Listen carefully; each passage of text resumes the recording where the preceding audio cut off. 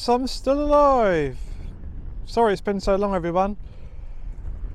Same old excuses as everyone, you know, work, life, Christmas, everything else. Let's not get too caught up with that. Let's give you a much welcome break from all the stress and worries about Christmas and everything else. Apologies for the noise. It is very, very windy today. I've got the sound excluder on, so hopefully it's doing a pretty good job there. So here we are with the R5 then. Quick update on this one. I am still using it even though it's heading towards winter very rapidly now. Just a couple of little changes we've made over since when I first bought it, and then we'll come on to the topic of the video. So quick tour of the bits of changes we made. So we've gone back to standard heel guards, can't stand carbon. We've gone back to the standard rear brake reservoir, £7 off eBay, absolute bargain. Heel plates were about 20-25 quid, something like that, can't remember now exactly. And this piece has been quite hard to get hold of. This is the heat shield for the exhaust, plastic rather than carbon as per standard. And what I managed to pick up actually was a complete bargain on eBay. Was essentially every single black piece of plastic, so that's the ones, the tank infill panels, these ones just here, the fairing infill panels, these ones just here, the black panels that go in there, in the tail unit, obviously the exhaust heat shield as well, the chain guards as well. Quick detail on that one, I have taken off the chain guards, just for looks, to be completely honest with you, and I've also taken off the rear pillion foot pegs. If you don't run pillion foot pegs, you don't need a chain guard by law, so there's no issues with that one there at all. I've also gone, thankfully, and got rid of those rather disgusting rear axle holders, the tarty red ones. I really didn't like those at all, and to be honest they didn't work either. The threads were rounded off. So I've gone back to the standard rear axle.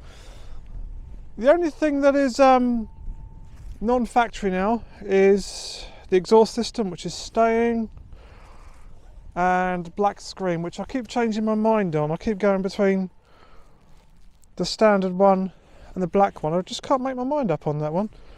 At the moment I'm leaning more towards the black. A couple of other jobs we've done as well, because we went back to the standard rear master cylinder.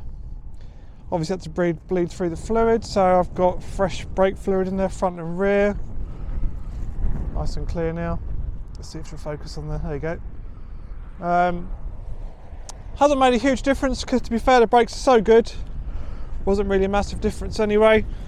But while I was there, once I'd cracked a pot of brake fluid, you may as well use it all up.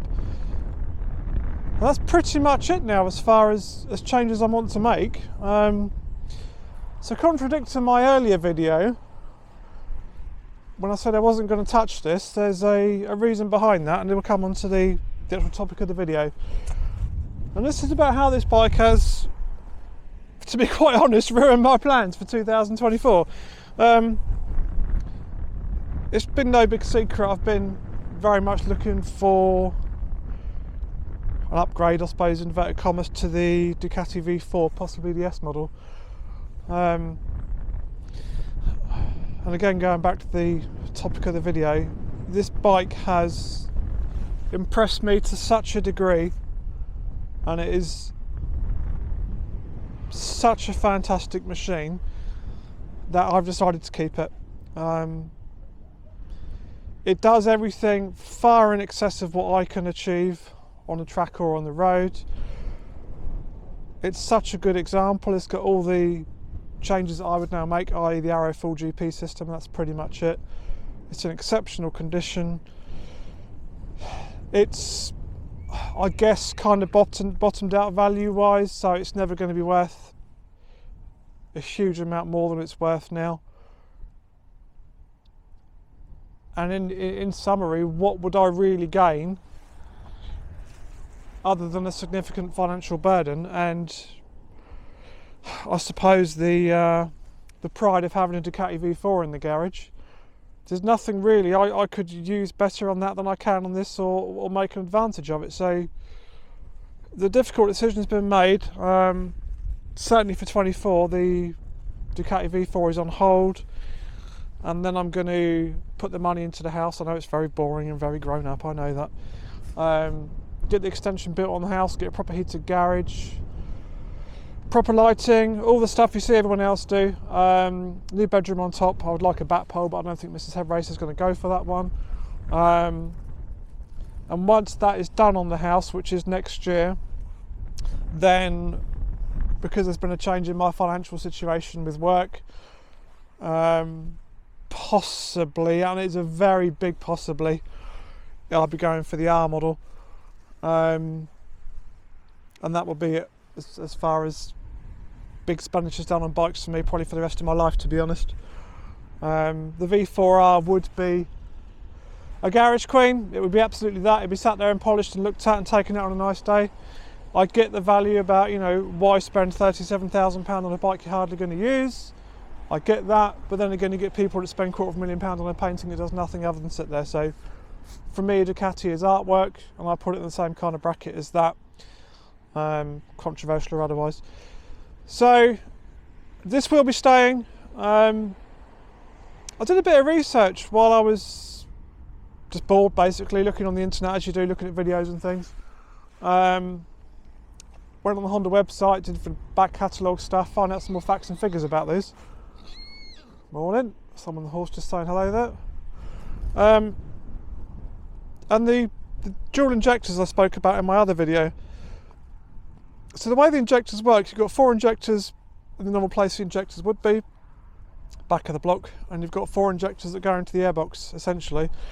And the way the transition manages goes between sort of fuel load, engine load, revs, temperatures, all sorts of things, very carefully managed. So I now know how the dual injectors work. I've been playing around with it now. I'm more used to the bike. I have, you know, make sure the rev limiter works and make sure the throttle works all the way around, put it that way. Now I'm more confident with it, and it's not like a VTEC. I'm not going to say that because that's not how it is. But you can definitely pick up when the bike knows it's being ridden harder. It definitely sounds a bit more coarse and sounds, what's the word? Because best describe it with, really. Sounds like it's working a lot harder once you get past sort of 7,500, 8,000 RPM. There is a sort of notable change there. Whether that's the dual injectors or whether that's just how the engine mapping works, who knows? But it's definitely there. So I'm trying to keep this video fairly short because I appreciate everyone's busy and the longer videos don't do so well. I am planning on using this on the nicer days through winter. I've just got my Christmas present arrived yesterday, courtesy of Sports Bike Shop. I will do a quick sort of video about what I bought myself, because the money I had for the down payment on the Ducati is no longer required, even though I had the money sat there. So I've reinvested that into some nice new riding gear. As you can see, guys, she's looking absolutely fantastic. I've covered around about just under 1,000 miles on this now since I bought it. And in very typical Honda, it's perfect. And that is the main reason I've decided to stick with it. It does everything I can do and more. I think it personally is a good looking bike now. When I first bought it, I wasn't that blown away with the HRC colour scheme. Some people really, really, really love it. My personal preference is the sort of dark blue, purple sort of colour, the blue and the silver. You can get various kits on eBay for about 400 quid, but it's not worth changing just purely for the colours. On that subject, actually, again, waffling like I always do, I'm just starting to get the slight suspicions that the fairing lowers may be aftermarket replacements. Now, the reason why I think that is there's just a couple of little defects in the plastic, like a little sort of bump just there, a tiny little bump. I just don't think Honda would do that. I don't think that's the sort of quality control Honda have. I haven't taken them off yet to have a dig behind. That's the easy way. Take them off and have a look for the part numbers. I've had no reason to, so I haven't done that. When the fairing does come off to do the oil and filter, which I'll do sort of April, sort of May time, then I'll confirm that. It doesn't really bother me. I know the upper fairing's genuine, because although it's got the little grilly bits in there painted red, which again, question mark, I might change that now it's staying. The back of the grills is actually silver, so someone in there has done a bit of personalisation on them, we'll call it that. That's one of the things I'll detail in time. The one question I have got for you guys, and I know it's really sad, but that's the sort of person I am. I like my HRC stuff and I like detail sort of things. Not sure if the camera's going to get in there. I don't think you can see that in there. We'll just try. So, the question I've got, guys, I'd be really appreciative if someone could answer this. The oil sight glass has got 2 bolts where you can pop the whole sight glass unit out and get to the back of the sight glass. It's just a question, why? What is the purpose of that? And I feel somewhat in a strange area here, because I normally like to pride myself on knowledge. Normally, if you wanted to clean that out or had a reason to go in there, you'd pop the clutch cover off. Or you'd do it when the clutch cover was off. But I can't figure out why HRC, who did the engine for this obviously, would go to the effort of making a heavier unit which is more complicated without a reason. So if anyone has got any information on that as to why that oil sight glass you can unbolt and pop out and I guess clean it, do let me know, because I'm fascinated, because I'm a bit of a sad muppet like that. I'm only assuming, and this is a complete assumption and might well be wrong, it's something to do with racing. I'm assuming that if, for example, it was crashed, there's a risk it might smash and put oil on the track or something like that.